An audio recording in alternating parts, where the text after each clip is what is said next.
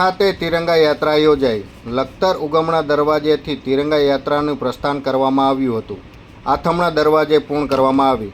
લખતરમાં યોજાયેલ તિરંગા યાત્રા લખતર અને મુખ્ય બજાર ગાંધી ચોક, લુહાર ચોક, ઉગમણા દરવાજા ખાતે પાસે પહોંચી પૂર્ણ કરવામાં આવી। તિરંગા યાત્રામાં ગ્રામજનો દ્વારા જય હિન્દ, ભારત માતા કી જય નારા લગાવવામાં આવ્યા। તિરંગા યાત્રામાં પાકિસ્તાન મુર્દાબાદ તેમજ ભારત માતા કી જય ઘોષ કરવામાં આવ્યું। તિરંગા યાત્રાનો લખતર ઠેર ઠેર જગ્યાએ પીવાના પાણી તેમજ શરબતની વ્યવસ્થા કરવામાં આવી। લખતર તિરંગા યાત્રા હિન્દુ મુસ્લિમ એકતા જોવા મળી। તિરંગા યાત્રામાં લખતર દસાડા ધારાસભ્ય, સુરેન્દ્રનગર જિલ્લા ભાજપ પૂર્વ મહામંત્રી, લખતર ભાજપ પ્રમુખ તેમજ વેપારી સહિતના ગ્રામજનો મોટી સંખ્યામાં જોડાયા।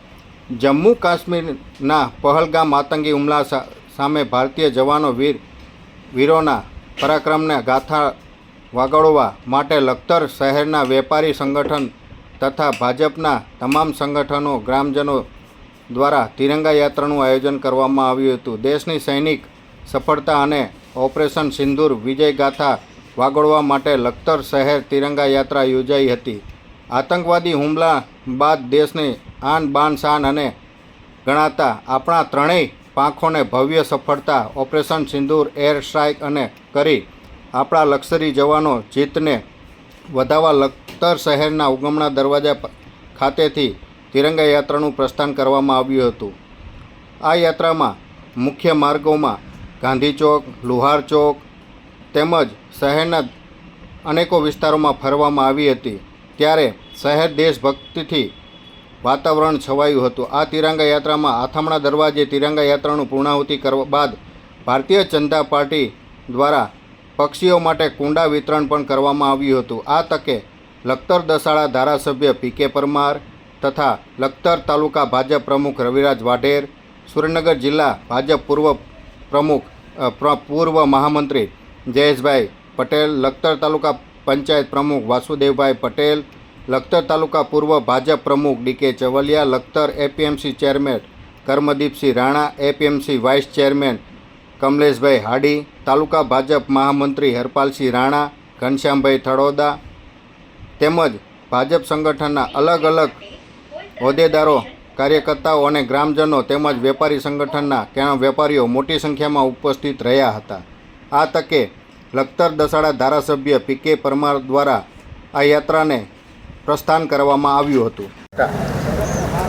જમ્મુ કાશ્મીરમાં 26 નિર્દોષ પર્યટકોએ ને આતંકવાદી જે પ્રકારે હુમલો કર્યો અને એમાં નિર્દોષ 26 પર્યટકો એના મોત થયા છે। ત્યારે પર્યટકોના આત્માને પ્રભુ શાંતિ અર્પે, એના પરિવાર પર આવી પડેલ દુઃખ સહન કરવાની શક્તિ આપે એવી પ્રાર્થના કરું છું।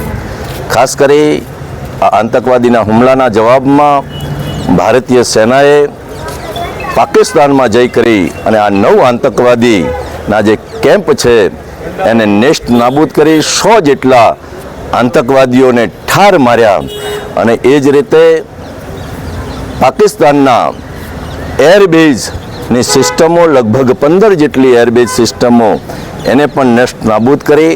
અને એ જ પ્રકારે પાકિસ્તાને જે હુમલો ભારત પર કર્યો અને એમાં જે મિસાઇલો લગભગ એમને છોડી, એ તમામ મિસાઇલો S-400 એન્ટી મિસાઇલ સિસ્ટમના માધ્યમથી અવકાશની અંદર જ એને તોડી પાડી। જે પ્રકારે ભારતીય ત્રણેય સેનાઓ, ભૂસેના, નૌકાદળ અને હવાઈ સેના, આ તમામ ત્રણ સેનાઓ જે પ્રકારે બહાદુરી દર્શાવી છે, આ દેશને ગૌરવ અપાયું છે।